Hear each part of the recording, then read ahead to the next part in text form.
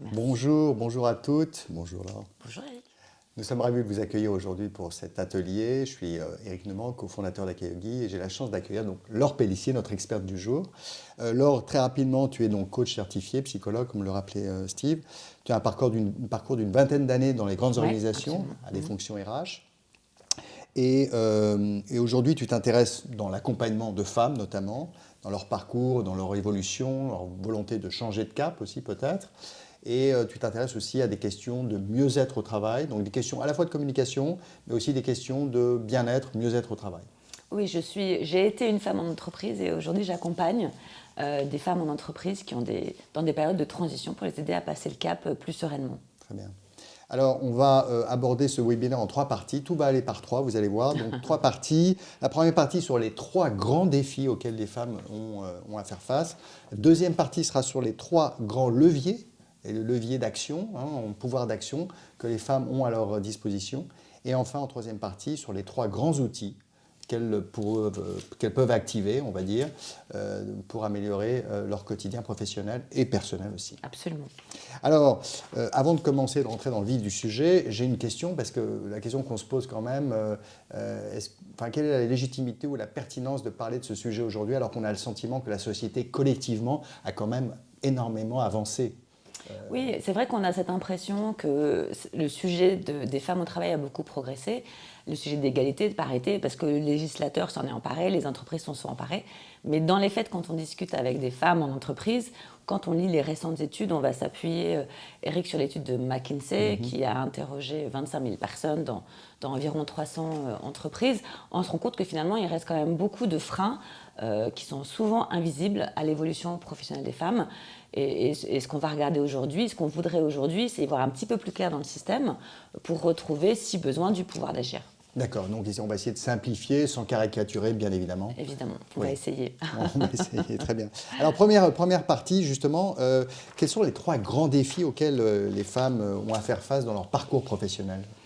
Alors le premier défi qu'on a identifié, et évidemment il y a des nombreux défis auxquels les femmes sont confrontées, mais si on doit en choisir que trois, le premier défi qu'on retient, c'est celui du surinvestissement des femmes dans la sphère professionnelle. Et en fait, il naît de il vient répondre à deux difficultés auxquelles les femmes sont confrontées.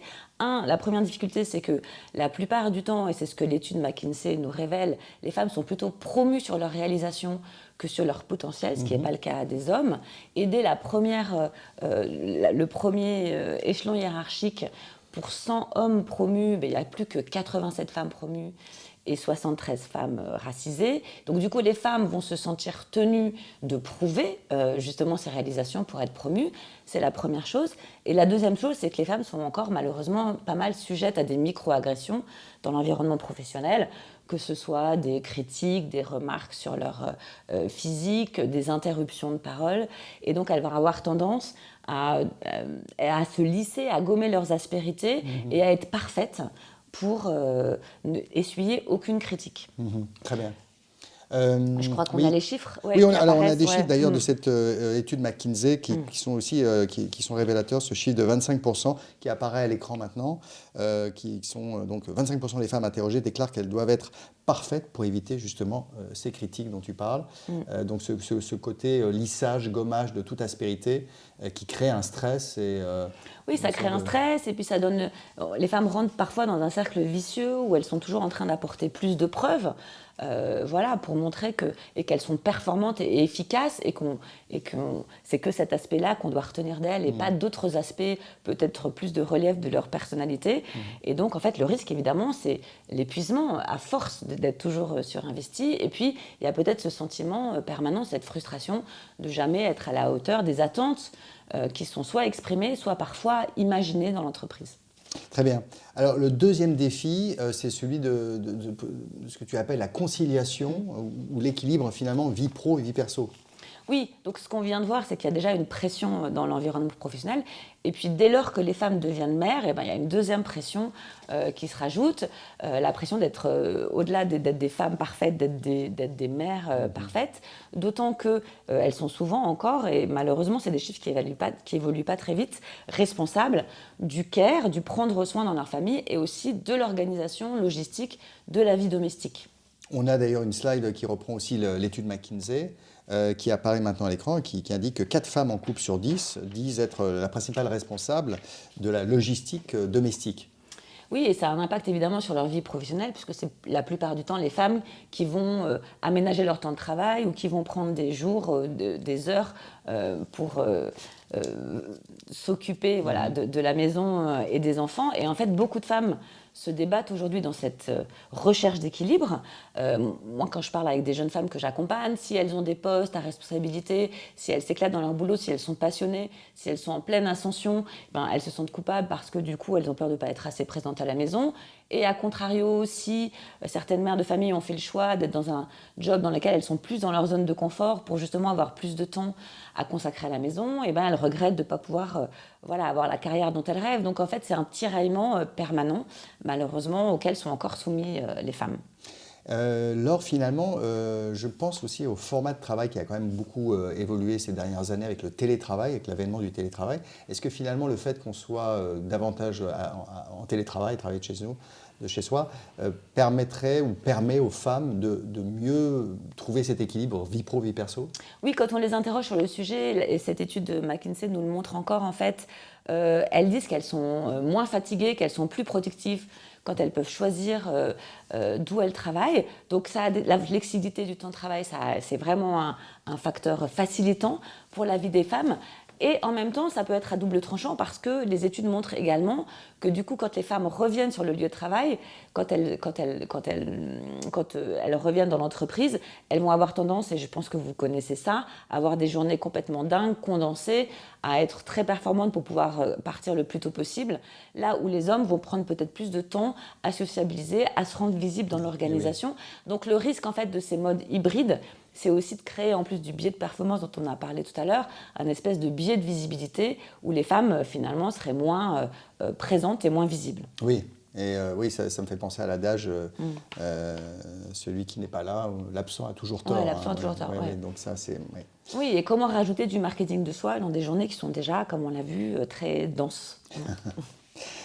Alors, troisième défi, qui est l'absence finalement de modèles inspirants de femmes qui ont atteint un niveau élevé dans les organisations. Pourquoi est-ce que ça, c'est aussi un message ou un point important? Alors, si on parle effectivement d'une trajectoire professionnelle, un frein à l'ambition, ça peut être aussi que dans l'environnement de travail dans lequel on évolue aujourd'hui, peut-être qu'on n'a pas assez de modèles de référence, peut-être qu'il n'y a pas de modèle de leadership féminin qui soit suffisamment inspirant. On peut imaginer encore aujourd'hui qu'il y a beaucoup de femmes qui sont arrivées au sommet en épousant un peu les codes dominants de l'organisation, qui pour beaucoup d'entre nous, et j'en fais partie, peuvent paraître un peu rugueux, voilà, un peu agressifs, un peu peut-être masculin, voilà, sans vouloir être dans la caricature. Et donc, on manque de modèles vers lesquels se projeter et qui nous donnent envie, du coup, de continuer à gravir les échelons pour faire partie de ce sommet. Je crois que dans les chiffres qu'on a regardés, je crois qu'il n'y a qu'une femme sur 4 encore aujourd'hui dans les comités de direction, et donc ça manque de variété en fait, pour que la variété des femmes puisse se retrouver dans les cadres dirigeants. Et c'est encore plus vrai pour les femmes racisées, puisque cette étude McKinsey indique que seule une femme sur 16 racisée atteint ce niveau de responsabilité. Donc il y a encore moins de modèles dans lesquels se projeter pour les femmes racisées. Très bien. D'ailleurs, il y a peut-être l'histoire aussi de Sheryl Sandberg, qui est la DG de Facebook, qui expliquait que par rapport à ça, il ne faut pas avoir peur de s'asseoir à la table. Oui, alors elle c'est vrai qu'elle... C'est d'ailleurs la citation du jour. Oui, c'est intéressant. Ouais. Effectivement, les femmes dirigeantes qui sont arrivées à des postes de responsabilité, il y a Sheryl Sandberg, il y a Anne Broes, qui aujourd'hui est la DG du Club Med pour les marchés Afrique-Europe, il y a Maud Bailly, d'accord, toutes ces femmes qui sont très inspirantes, et elles ont dû elles-mêmes baliser leur chemin en l'absence de modèle, et c'est ce qu'elles expriment. Et Sheryl Sandberg, elle, dans un fameux TED Talk que vous pourrez écouter, elle raconte que quand elle était DG de Facebook et qu'il y avait des réunions où les gens se réunissaient dans une salle, les hommes se mettaient autour de la table et les femmes souvent se tenaient contre le mur. Et donc elle dit, son motto, c'est de dire « asseyez-vous à la table ». Très bien. On pourra peut-être finir cette première partie sur un dernier chiffre qui vient de tomber avec le rapport de l'INSEE, quand même, qui rappelle encore ce différentiel entre les salaires des hommes et les salaires des femmes, de l'ordre de 14 points, 14%. à salaire égal, à fonction égale. L'INSEE rappelle que l'évolution se fait très très lentement puisqu'on gagne 1%. Donc on diminue cet écart de 1% tous les 10 ans. Donc il faudrait 140 ans pour atteindre l'égalité parfaite. C'est quand même un peu inquiétant et révélateur aussi. Oui, c'est ce qui tend à prouver que ça ne va pas aussi vite qu'on pourrait le penser sur ces sujets. Très bien, alors maintenant commençons cette deuxième partie sur les leviers, comment retrouver du pouvoir d'action. Dans la réalité, qu'est-ce qu'on peut faire? Comment est-ce qu'on peut donc justement retrouver cette action possible en tant que femme dans l'entreprise? Par quoi commencer en quelque sorte? Mon conseil, c'est que pour trouver une boussole, en fait, justement, dans cet environnement qui est très sous pression, comme on vient de le voir, la première chose, c'est peut-être de mieux se connaître, de clarifier ses convictions, clarifier ses valeurs et s'appuyer sur ses forces parce qu'on a tous été un peu formatés dans notre environnement scolaire, universitaire, même dans l'entreprise, à travailler ses points faibles. On nous fait des retours sur ce qui ne fonctionne pas et puis il faut les améliorer. Mais parfois, on perd de vue ses forces et en fait, d'être très au clair sur ses forces et d'être très aligné, ça nous donne une rectitude qui nous permet d'avancer et de gommer un peu ce côté lisse qu'on a vu tout à l'heure, qu'on a tendance à avoir. Alors, comment est-ce qu'on sait justement qu'on est... Est-ce qu'il y a des questions finalement à se poser? Oui, il y a des questions peut-être assez simples qu'on peut se poser. On peut se demander dans quelle situation on se sent à sa place ou dans quelle situation dans le passé on s'est particulièrement senti dans le flow, dans le succès, où on a pris du plaisir. Ça, c'est un premier point pour voir ce qui nous anime et dans quoi on est talentueuse. Le deuxième sujet, c'est peut-être les points forts qu'on nous a toujours reconnus. Dans ma famille, on m'a toujours dit que j'étais comme ci, comme ça, à l'école, etc. Et ça c'est partie des choses qui constituent votre personnalité. Et donc, c'est bien parfois de se le rappeler. Et puis, on peut se demander aussi à quelles activités on a toujours consacré du temps, quel que soit l'environnement, quelle que soit la situation. Ça nous donne aussi une clé sur ce qui nous anime. Et le fait, encore une fois, comme on disait, d'avoir cette espèce de boussole, plutôt que de chercher à s'aligner, à plaire, eh ben, ça nous permet d'être plus au clair, d'être plus aligné avec qui on est et finalement de sortir du lot et de faire une impression au sens impressionner l'auditoire et de se rendre visible par rapport aux questions, au sujet qu'on a abordé tout à l'heure de l'invisibilité du travail des femmes. Oui, ça me fait penser à l'idée que Maud Bailly, qui est la DG d'Accor, du groupe Accor, mentionne dans cette idée du lampadaire. C'est-à-dire, c'est l'idée que être attentif à quel moment la petite lumière en soi s'allume, dans quel type d'activité pour être... C'est assez rigolo, on peut garder effectivement en tête cette idée de la lampe tempête. Alors Maud Bailly, elle dit un lampadaire parce qu'elle dit, elle imagine la lumière qu'on peut mettre sur les choses dans la journée qui nous ont animés et qui nous permettent de savoir quelles sont nos valeurs. Mais on peut avoir l'idée de cette lampe tempête, de la petite flamme, de la petite braise qu'il faut en permanence alimenter. Et c'est nos convictions, c'est nos valeurs, c'est le fait d'être aligné et de trouver dans notre quotidien des choses qui viennent résonner, faire écho avec ce qui nous anime, qui va garder cette petite flamme allumée. Alors parlons maintenant, on vient de voir le sens au travail, à quel point c'est important, bien évidemment. Parlons-en maintenant de l'énergie, parce que la question de l'énergie, et ce n'est pas uniquement l'énergie physique, on va le voir, est vraiment primordiale dans notre capacité à faire face finalement au stress, le stress qu'on a évoqué en première partie, à ses injonctions, à ses obstacles. Donc gestion du stress, gestion du temps, gestion d'énergie finalement. Ouais. C'est une autre petite flamme, c'est une autre forme de flamme. Mais c'est vrai que souvent, on a l'impression, dans cet environnement ou de surconnexion, de multitasking, parfois les femmes ont l'impression qu'elles manquent de temps. Et souvent, en coaching, on a des demandes qui portent sur l'accompagnement pour mieux gérer son temps, pour surfer son agenda, mais le temps, c'est une donnée finie. Une journée ne fait que 24 heures. Et donc, plutôt que de réfléchir à la façon dont on peut optimiser encore son temps pour mieux répondre à la pression, peut-être posez-vous la question de la façon dont vous pouvez mieux réguler votre énergie. Parce que l'énergie, c'est une source infinie, finalement. Ou en tout cas renouvelable. Renouvelable. Et c'est intéressant de s'appuyer. Il y a deux auteurs qui s'appellent Jim Lohr et Tony Schwartz qui ont modélisé cette idée des 4 sources d'énergie. On peut peut-être justement les rappeler. Alors, la première, c'est l'énergie physique. Ouais. Qu'est-ce qu'on peut dire sur l'énergie physique? Qu'est-ce que tu entends exactement? Ou qu'est-ce qu'ils entendent pour eux, l'énergie physique, c'est en fait la base, c'est notre stabilité physique, c'est notre force, c'est notre endurance, c'est la façon dont c'est le sommeil, la façon dont on gère son sommeil, dont on gère son énergie physique, en fait. C'est l'énergie physique. Ouais. Donc, sommeil, alimentation, activité physique. Absolument, voilà. ouais. Ensuite, il y a aussi la dimension émotionnelle. Oui, donc la dimension émotionnelle, c'est ce qui nous permet de faire face au stress, justement, de garder une stabilité émotionnelle, d'avoir un impact sur le type d'émotion qui nous traverse et la façon dont on peut être dans le positif, par exemple. Ensuite, il y a la sphère mentale. Et l'énergie mentale, le réservoir de l'énergie mentale, c'est tout ce qui nous permet de nous concentrer, de nous focaliser sur une tâche, de prioriser. Oui, et Dieu sait qu'il y a des problèmes dans ce domaine avec les écrans en ce moment. Et puis la dernière dimension auquel on ne pense peut-être pas toujours, c'est la dimension spirituelle. Et le réservoir spirituel, c'est celui du sens dont on vient de parler juste avant, qui fait qu'on peut se reconnecter à une source d'énergie quand on est aligné avec ses valeurs et avec ses missions personnelles. Donc l'idée, en fait, c'est que ces différents réservoirs d'énergie potentielle sont interconnectés.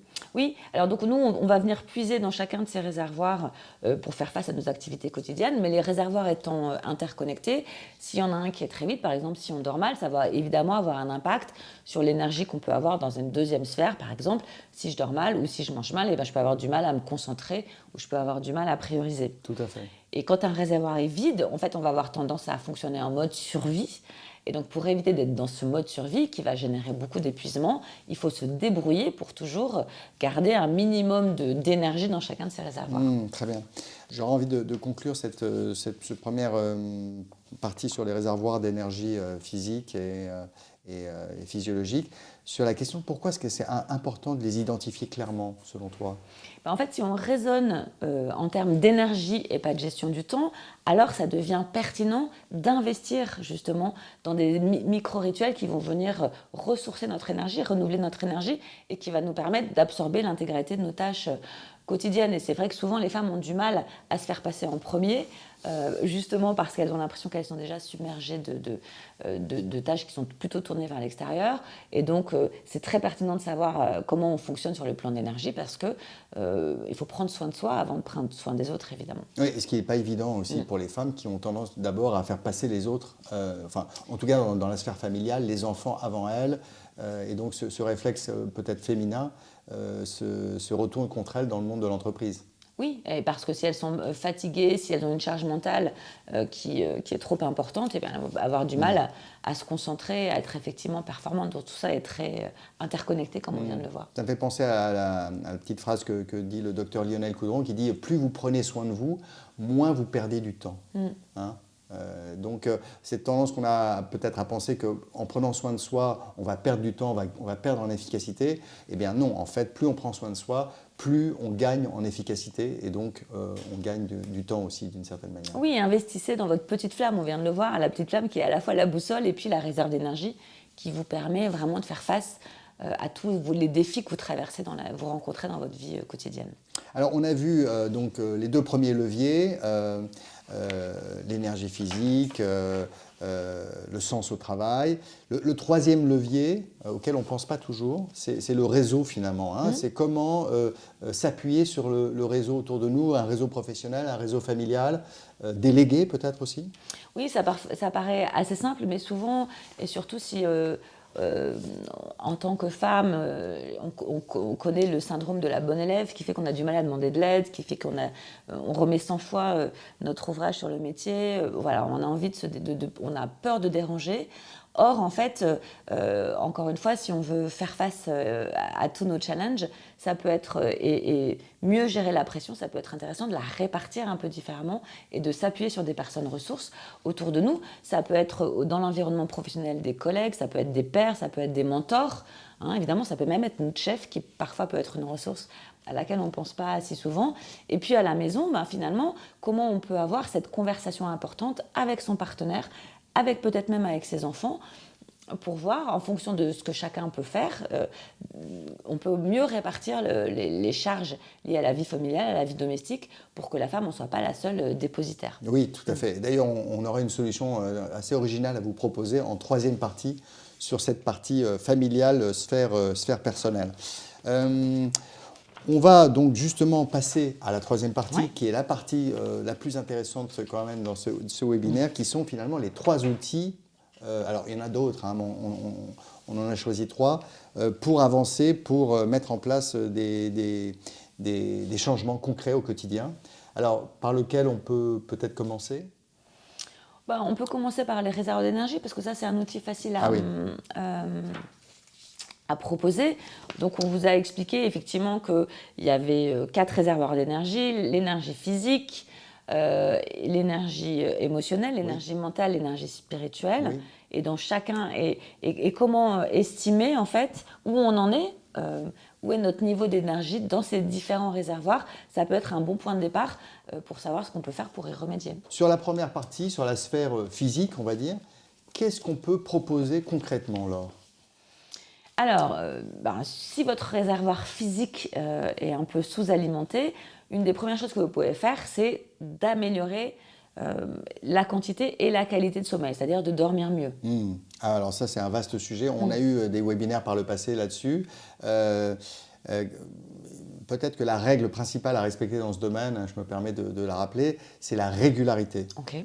Donc la régularité des couchers et des levers, avec un temps de latence d'1h30 maximum. Par exemple, typiquement, si vous avez l'habitude de vous lever à 7h du matin dans la semaine, vous pouvez le week-end déborder et vous lever à 8h30 par exemple. Okay. Hein. Mais au-delà de 8h30, 9h, ça va commencer à avoir un impact sur votre rythme et donc sur votre sommeil. Donc ça, c'est quand même un point intéressant à rappeler, c'est cette forme de régularité à essayer de conserver tout au long de la semaine et tout au long de l'année, je dirais.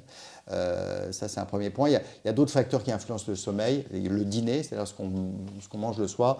Je rappelle quand même la grande règle, hein, c'est le soir, c'est le dîner du pauvre, hein, c'est le repas du pauvre. Hein. Donc manger léger le soir, éviter les protéines, les viandes rouges, Ouais, etc. okay. Plutôt des légumes, des céréales, ce genre de choses qui se digèrent bien, qui adoucissent, on va dire, ou qui facilitent l'arrivée de la mélatonine. Éviter les écrans aussi. Hein, on a beaucoup d'écrans aujourd'hui dans nos vies, on passe beaucoup d'écrans devant dans la vie pro.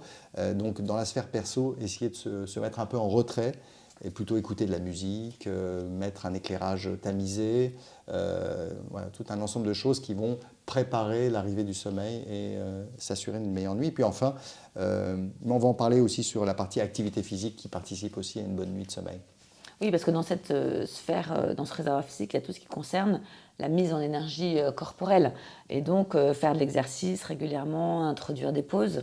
Là-dessus, il y a des bonnes pratiques, Eric. Oui, bien sûr, bien sûr, bien sûr. Là aussi, c'est la régularité. Donc, on sait aujourd'hui que la fréquence d'une activité physique a plus d'impact positif, bénéfique, que l'intensité de cette activité physique. Ce que je veux dire par là, c'est que c'est plus intéressant de faire des pauses dans la journée, de s'étirer, d'aller marcher, de se lever, d'aller voir un collègue, etc., que de faire 1 heure de sport en fin de semaine, par exemple, hein, ou 2 heures de sport. Alors le sport est très très bon, très positif. On sait que c'est un très très bon outil pour mieux gérer le stress, pour l'évacuer, le brûler, comme on dit, mais c'est pas suffisant. On ne peut pas compter uniquement sur son cours de yoga le mercredi soir pour effacer une semaine assis devant un poste d'ordinateur. Donc c'est vraiment le micro-dosage de petites pauses tout au long de la journée, et on va y revenir, mais c'est vrai que là, il y a des choses à faire. Donc, essayez de trouver des moments où vous pouvez activer, mobiliser votre corps. Au lieu de prendre l'ascenseur, prenez les escaliers. Au lieu de passer votre appel téléphonique assis à votre bureau, levez-vous, faites marcher un petit peu, par exemple. Au lieu de faire un meeting avec votre collègue dans une salle de travail, proposez-lui d'aller faire comme ils disent les Américains, un walking meeting, c'est-à-dire aller marcher avec lui, faire le tour du pâté de la boîte. Ça vous aérera et vous aurez de meilleures idées, hein, ça aussi c'est prouvé. Voilà, donc il y a beaucoup de choses. Et puis peut-être un dernier point, c'est ce que tu mentionnais aussi un peu plus tôt sur l'hydratation. Oui, c'est vrai je pense qu'on a des tasses devant nous, mais parfois on oublie de s'hydrater régulièrement. Et on se rend compte on est déshydraté quand on a soif, mais en fait, idéalement, il faudrait... c'est ce qu'on vient de dire, de la régularité. En fait, ça m'a l'air d'être la clé, en tout cas, sur le réservoir physique. Oui, alors sur l'hydratation, peut-être rappeler juste le point clé, c'est On dit à peu près 8 verres d'eau par jour. Ok, Hein. ouais, c'est pas rien. Donc c'est intéressant. Alors il y a du thé, il y a le café, mais dans le café, il n'y a pas que de l'eau. Il y a du café, et puis en plus le café, d'un point Ça de me vue donne soif. cardiaque, et, Oui, ça voilà, il peut ne faut trop. pas l'abuser. Donc ça ne peut pas être sa seule source d'hydratation, le café ou le thé. Il faut boire de l'eau.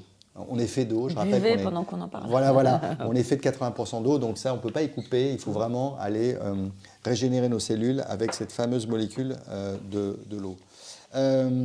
Deuxième sphère, c'est la sphère émotionnelle. Alors là, qu'est-ce qu'on peut proposer? La sphère émotionnelle, elle se recharge en fait avec tout ce qui relève des émotions positives, des choses joyeuses, des choses qui nous font rire, etc., des choses qui viennent nous animer. Et moi, il y a un rituel que j'aime beaucoup, qui a été inventé par Florence Servan-Schreiber, qui est celui des 3 kiffs par jour. Vous le connaissez peut-être. C'est à la fin de la journée, se poser la question, ou se poser la question d'ailleurs en famille autour d'une dîner, des 3 kiffs, c'est-à-dire les 3 moments de gratitude qu'on a ressentis dans la journée. Oui, ça fait écho d'ailleurs à ce que nous avait proposé la psychologue Claire Mizzi, qui travaillait avec Christophe André et qui indiquait ce petit carnet qu'elle a avec elle, le petit carnet vert dans lequel elle note toutes les choses positives qui lui arrivent dans une journée. Parce qu'on a tendance, notre cerveau a tendance plutôt à se focaliser sur ce qui ne va pas et à oublier ce qui va. Et il y a plein de choses qui se passent bien dans une journée, on a plein de petits succès, on a beaucoup de choses, des gens nous disent des choses positives à notre sujet, on passe des moments agréables, on réalise que, tiens, en faisant telle action, on a éprouvé un certain plaisir, une certaine satisfaction. Donc en les notant, c'est intéressant parce qu'on va s'en souvenir plus facilement, mais aussi dans les moments difficiles, quand on a un moment de doute, eh bien, on rouvre le petit carnet et on relit, on se dit « Ah ben tiens, finalement, je ne suis pas si nul que ça, finalement, hein, parce qu'on a toujours tendance à... » Oui, où j'ai l'impression que tout va mal, en fait, tout va pas si mal, parce qu'il y a quand même eu des petits moments de bonheur dans la journée. Ouais, Voilà. de se rappeler. Peut-être, d'un point de vue émotionnel, on peut aussi parler de la respiration. Ouais. C'est des temps comment on peut se servir de son souffle et justement pour remplir ce réservoir émotionnel en ralentissant un peu, en décélérant le rythme pour se réaligner. Oui, tout à fait. Hein. Donc c'est vrai qu'il y a beaucoup d'études qui ont indiqué que si on a un souffle plus long, en allongeant le souffle, en ayant un souffle plus calme par une respiration consciente, un exercice de pleine conscience, ça va tout de suite apaiser le mental. Hein. Il y a un lien direct entre le rythme cardiaque et donc le rythme d'oxygénation et respiratoire et l'état d'agitation de notre cerveau. Donc en ralentissant notre rythme respiratoire, on va également apaiser, calmer l'agitation mentale. Et donc ça, c'est aussi un point intéressant à se rappeler. Oui, c'est des trucs et astuces qu'on donne, par exemple, quand vous devez faire une présentation. Souvent, on a dû vous recommander de respirer avant, mais ces temps de respiration, ils peuvent se pluguer à n'importe quel moment de votre journée aussi pour contribuer à plus de sérénité. Oui, et peut-être, il y a beaucoup de choses à dire sur la respiration, donc voilà, vous pouvez trouver beaucoup de choses sur Internet, des applications diverses et variées, mais il y a une respiration qui est vraiment la plus intéressante à mon sens, c'est la respiration dite ventrale, c'est-à-dire vous posez la main sur le ventre et vous essayez de sentir le ventre qui s'active par le diaphragme, qui fait que le ventre, à l'inspire, se gonfle, hein, on a le sentiment qu'il se gonfle, et à l'expire, il retrouve sa place, il se rétracte, ou il reprend sa place. Donc ce va-et-vient du ventre, un peu comme une vague, ça c'est tout simple, mais tout de suite, ça active le diaphragme, et ça fait un massage de la partie basse du buste, et c'est une respiration vraiment profonde qui engage, on va dire, le corps. Troisième sphère quand même qui n'est pas des moindres, c'est la sphère mentale. Quelles astuces, quels conseils on peut donner dans ce domaine? La sphère mentale, oui, c'est que parfois, ça part un peu dans tous les sens. Comme on disait, on est dans un monde de la multiconnexion, du multitasking, etc. Et pour retrouver de l'énergie mentale, il va falloir, à un moment donné, se focaliser. Va falloir canaliser un petit peu. Et pour faire ça, on peut s'appuyer sur la chronobiologie. Eric, justement, tu m'en parlais. Oui, alors c'est vrai que cette tendance à faire du multitasking, on en revient, parce qu'on nous a servi de multitasking dans les années 90, hein, je crois, en disant qu'on pouvait faire plusieurs choses à la fois. Maintenant, on sait très clairement par les neurosciences que ça ne marche pas comme ça. Notre cerveau est finalement câblé pour faire une chose à la fois. Alors, on peut faire plusieurs choses à la fois, mais on les fait mal. Donc, dans le monde du travail, ça pose problème, parce que c'est source d'erreur. Donc l'idée, c'est d'arriver à se centraliser ou se focaliser plutôt sur une seule tâche. Et il y a des moments clés pour cela. Plutôt le matin, quand on a une montée d'énergie jusqu'au déjeuner, qui sont plus propices à des des efforts intellectuels importants, des moments de concentration intenses, alors que l'après-midi est plus propice à des moments d'échange, donc des réunions, ce genre de choses. Oui. Non, non, je suis en train de me dire, en fait, c'est intéressant ce qu'on est en train de vous proposer. C'est pas une révolution, c'est pas une morning routine qui vous oblige à vous lever à 5 heures du matin. C'est des micro-rituels, c'est la prise en compte de votre environnement, de votre rythme biologique pour placer dans votre journée des petits moments qui vont pas bousculer votre agenda, mais qui vont vous permettre d'être mieux dans la durée. Tout à fait. Donc c'est se mettre en chemin vers une destination qui vous rendra plus heureuse, mieux dans votre peau, plus efficace aussi en tant que femme au travail. Donc c'est important de ne pas culpabiliser parce qu'on vous propose beaucoup de choses là, mais finalement il faut commencer par une chose puis essayer d'en intégrer une autre. Et parmi toute la liste qu'on vous propose, il y a des choses qui vont vous parler davantage Bien sûr, que il y a d'autres. d'autres qui ne vont pas vous mobiliser. On pense aussi en termes d'énergie mentale à faire des pauses. Je crois que c'est très important aujourd'hui avec le temps d'écran qui a explosé. Donc vraiment prendre des moments de déconnexion, se déconnecter pour mieux se reconnecter. Et pendant ces moments de déconnexion, il y a plein de choses à faire. Il y a des pauses actives, on en a parlé, aller s'étirer, aller marcher, éventuellement faire un peu de sport à l'heure du déjeuner, très bien. Mais il y a aussi des pauses calmantes. Donc on a parlé de la respiration, on pourrait parler d'autres choses, de prendre un thé, de le boire tranquillement, d'ouvrir la fenêtre. Voilà, d'ouvrir la fenêtre en regardant à l'extérieur. Mais c'est vraiment un moment de calme aussi, donc avoir des solutions plutôt décélérantes. Par rapport à un monde qui est en accélération. Et qui vous incite à l'être vous aussi. Ouais, voilà. Et donc toujours retrouver cette idée d'équilibre que tu mentionnes depuis le début, d'harmonie et d'équilibre. Donc quand les choses vont trop vite et qu'on sent qu'on est happé par cette accélération du travail, justement faire des micro-pauses décélérantes, ça me paraît vraiment central. Oui, et c'est contre-intuitif parce que plus ça va vite, plus on a envie d'aller vite nous-mêmes, hein, de suivre le même tempo pour justement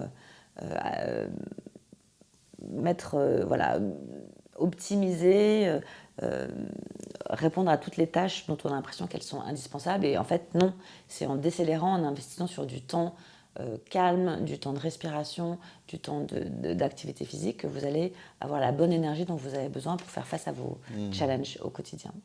Alors, il y a la dernière sphère qui n'est pas des moindres, c'est la sphère spirituelle. Qu'est-ce que tu entends par là ?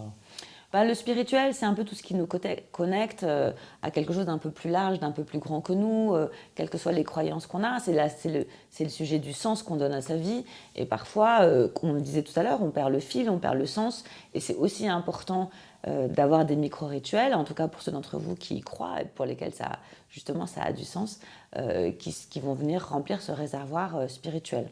Alors justement, peut-être quand tu entends tout ce qui est plus grand que nous, il y a plusieurs sphères peut-être auxquelles on peut faire référence. Il y a toute la partie créativité artistique d'une certaine manière, donc faire de la musique, peindre, poteler quelque chose, se servir de ses mains, cuisiner même. On pourrait considérer la cuisine comme une création puisqu'on crée un plat. Donc tout ça participe à nous porter dans une dimension plus large et à donner finalement de la hauteur sur notre quotidien. Il y a aussi une autre dimension à laquelle je pense, c'est la nature qui est aussi plus grande que nous. Donc peut-être cette reconnexion avec la nature, aller marcher en pleine nature. Ah bah oui, ça évidemment c'est génial si on peut le faire, si notre environnement nous le permet. Se reconnecter avec la nature, se reconnecter avec... Il y a cette idée aussi de marcher pieds nus, enfin se reconnecter avec quelque chose de corporel, mais à l'extérieur, d'être à l'extérieur, tout ça, ça va nous aider à remplir notre réservoir spirituel. Et puis il y a une dernière dimension, c'est effectivement quand on parle de spiritualité, on parle de... Alors pour certaines personnes l'associent à la religion, mais pas que, c'est une dimension plus large que cela.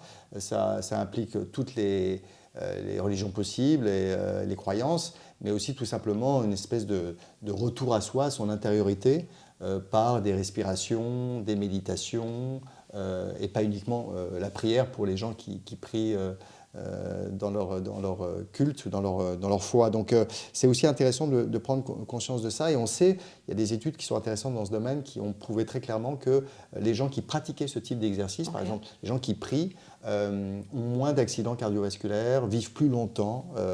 Et la raison en est certainement lié au fait que c'est une posture assise dans laquelle le corps se calme et on retrouve les conditions d'une respiration consciente, allongée. Donc tous les bénéfices que la respiration a pu prouver maintenant depuis des décennies se retrouvent dans ces moments d'intériorité et de retour à soi par une forme de méditation ou de prière.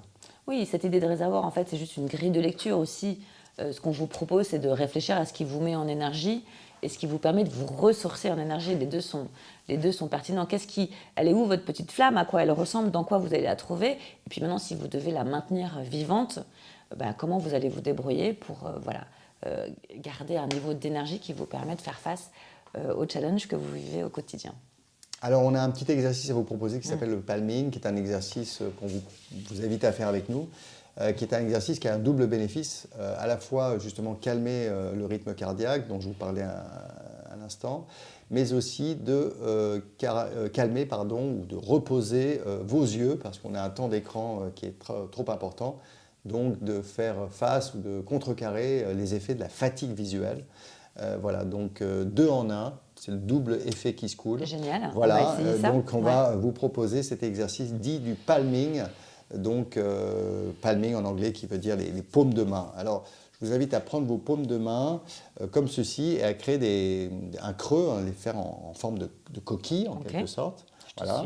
Alors si vous avez une table, c'est plus simple de poser vos coudes sur la table. Si comme nous, comme Laure et moi, vous n'avez pas de table, vous posez vos coudes au niveau des genoux, de sorte à pouvoir placer vos 2 mains en forme de coquille au niveau des yeux.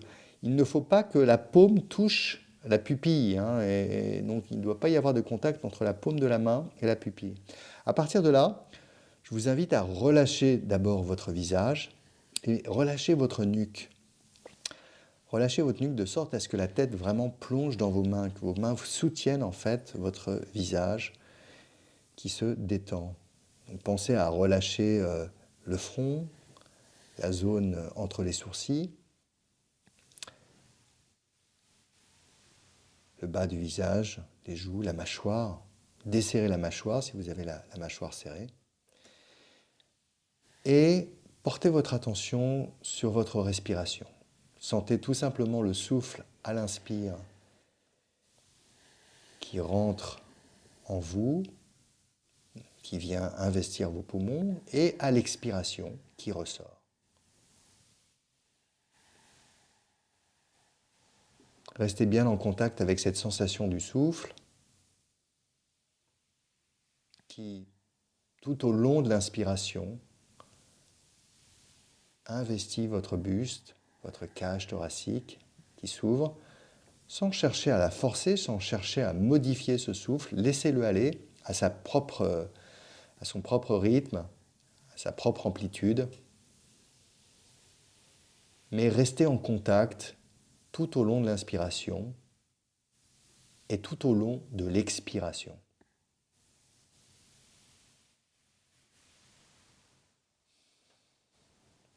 Enfin, si vous entendez un bruit dans votre environnement proche, vous pouvez aussi porter votre attention sur ce bruit. C'est une autre manière de vous détendre, de penser à autre chose, en analysant ce bruit, en l'écoutant finement.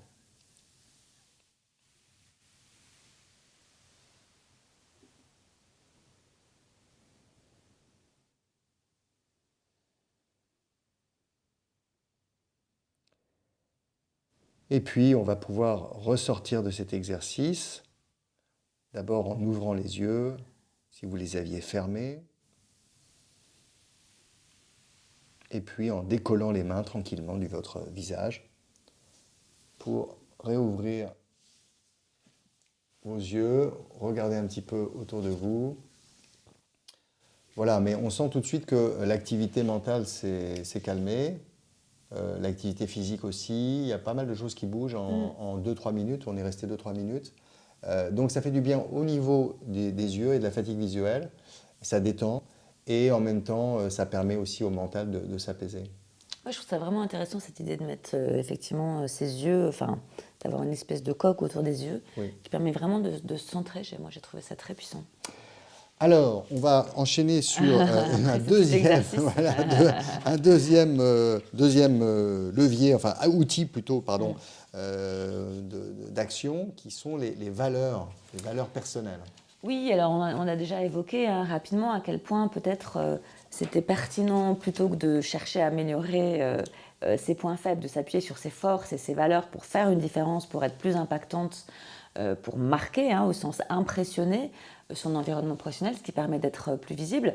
Et comment on fait ça en fait? Bon, vous allez voir, il y a pas mal de ressources, de petits questionnaires que vous allez pouvoir trouver sur Internet qui vont vous permettre de clarifier vos valeurs clés. Et l'idée, c'est d'identifier peut-être 3 à 5 valeurs cœur, celles qui sont vraiment essentielles pour vous, celles qui ont besoin d'être nourries. Et quand elles sont nourries, ça vous permet d'être énergisé, justement, d'être dans votre flow, d'être aligné. Et à contrario, si ces valeurs ne sont pas respectées, c'est souvent là où on va ressentir du mal-être, où on va ressentir de la colère, de la frustration. C'est parce que vos besoins primaires sont pas satisfaits. Donc une fois qu'on a identifié ces valeurs clés, ce qui peut être super intéressant, c'est de faire un petit scan dans sa vie, notamment dans sa vie pro. Moi, j'accompagne pas mal de femmes qui se posent des questions, notamment d'une transition professionnelle. On commence souvent par ça. Quelles sont mes valeurs? Et dans ce que je perçois des valeurs dans l'entreprise, des valeurs qui sont peut-être affichées ou qui sont juste interprétées, est-ce qu'il y a une adéquation? Est-ce qu'on est bien? Si on est en phase avec les valeurs de son entreprise, il y a déjà un premier niveau de confiance qui peut s'installer. Ça n'empêche qu'ensuite on aille challenger son poste, ses relations professionnelles, mais déjà ça veut dire que la base est là. Et puis ensuite, toutes nos valeurs ne sont pas forcément nourries par le boulot, et c'est OK, on ne peut pas attendre de l'entreprise qu'elle vienne satisfaire tous nos besoins, au contraire. Mais comment on s'assure dans sa vie privée, dans sa vie familiale, dans sa vie amicale, qu'on va bien nourrir ses valeurs? Et ça revient un petit peu à ce qu'on disait sur le réservoir d'énergie. En fait, finalement, qu'est-ce qu'on va mettre dans sa vie? Comment on va impacter son environnement, qu'est-ce qu'on va mettre dans sa vie pour être bien. Ça peut être des micro-rituels de respiration, ça peut être des temps avec des amis dont on se rend compte qu'en fait, ils ne sont pas assez présents pour nourrir les valeurs dont on a besoin. Et je peux peut-être vous partager, Eric, rapidement, parce qu'on Oui, n'a pas beaucoup de temps, mais une expérience personnelle. Moi, une de mes valeurs sur laquelle que j'ai découverte, peut-être assez tardivement d'ailleurs, c'est l'aventure. Alors, ça ne veut pas dire que j'attends toute l'année de partir en vacances avec mon sac à dos, même si c'est un peu le cas. Mais l'aventure, pour moi, c'est que quand je regarde effectivement dans mon parcours professionnel, je me rends compte qu'il y a pas mal de moments où, quand j'ai eu des choix à faire, j'ai plutôt fait des choix qui n'étaient pas forcément conservateurs. J'ai choisi des créations de postes, j'ai choisi même des créations de structures, j'ai choisi des petites boîtes, j'ai beaucoup changé de sphère professionnelle. Et il y a eu des moments dans ma vie où j'ai douté, où j'ai regardé d'autres parcours qui étaient peut-être plus linéaires, qui étaient peut-être plus successful sur le papier.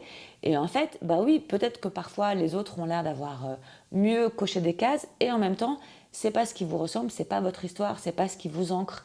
Et je crois que c'est vraiment important de savoir d'où on vient, de savoir ce qui nous anime, aussi pour être dans le mieux-être, pour être sûr qu'on est pour se mettre sur la bonne route et pour y rester. Voilà.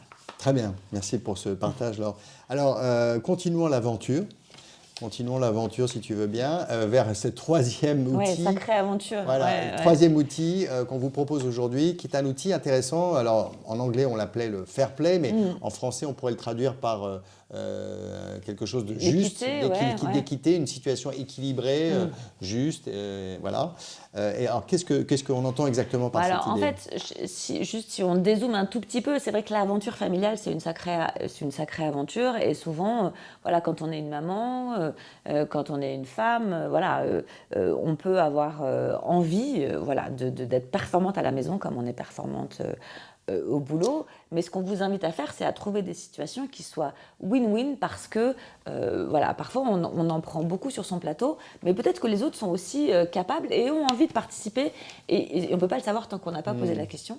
Et ce jeu inventé par Eve Roski, qui a écrit ce bouquin Fair Play, c'est un espèce de jeu de cartes qu'elle a inventé, où elle a recensé des grandes familles d'activités qui sont pertinentes pour la maison, pour le foyer.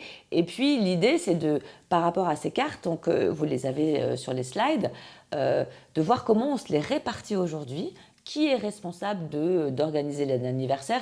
Qui est responsable d'organiser les moments de célébration? Qui est responsable de descendre les poubelles? On peut aller on peut avoir une granularité assez fine. On peut se faire ses propres cartes, on peut les écrire sur un papier. Et finalement, quel est l'état des lieux aujourd'hui? Et comment on peut faire un peu différemment peut-être demain pour que tout le monde prenne sa part du colibri et qu'au final, il y ait une répartition plus équitable. J'insiste peut-être juste, Eric, sur quelque chose qui est peut-être difficile à faire, c'est que pour arriver à cette répartition plus efficace, à un moment donné, quand même, il faut avoir levé la main pour dire qu'on veut du changement. Oui, stop, et voilà. quoi, oui. Et qu'on peut d'ailleurs lever la main en disant qu'on souhaite passer plus de temps de qualité à la maison, qu'on souhaite passer plus de temps dans les échanges, dans les célébrations et moins de temps dans des tâches domestiques ou à accompagner les devoirs de ses enfants qui parfois peuvent être des poches de disputes et de tensions. Et donc, on lève la main pour dire, écoutez les gars, conseil familial, moi aujourd'hui, je m'y retrouve plus. Et je me rends compte que je suis tendue à la maison, je me rends compte que finalement, on se voit à peine et que quand on se voit, c'est tendu. Et regardons ensemble comment on peut avoir une répartition plus équitable des activités familiales. Oui, donc en ce sens, la sphère familiale vient aussi nourrir la sphère pro, puisque en étant mieux organisé à la maison, avec une équité, un équilibre des tâches domestiques en termes de responsabilité sur les différents membres de la famille, on est d'autant plus libéré en tant que femme par rapport à son travail. Oui, bien sûr, il y a une porosité. En fait, la charge mentale, elle est globale. Et c'est vrai que c'est rare quand on fait un coaching avec des femmes qui ont justement cette volonté d'être mieux organisées. Souvent, on se rend compte que ce n'est généralement pas un problème d'organisation. Voilà, c'est un problème de charge mentale. Et on ne peut pas passer d'une sphère à l'autre, c'est difficile de cloisonner. Donc, amener du calme, de la sérénité à la maison, du partage des tâches, ça peut aussi nous aider dans la vie pro, évidemment. Oui, parce que finalement, on ne vient pas au bureau en laissant sa vie privée derrière soi. Je veux dire, on embarque avec mais on nous. essaye, on a l'impression qu'il faudrait d'ailleurs. Mais ça ne marche pas. Dans les faits, c'est vraiment impossible. Très bien. Alors, ça nous amène à la conclusion de ce webinaire. Il y aura encore beaucoup de choses à dire, Laure, mais il fallait faire des choix. Donc, voilà, priorité aux priorités.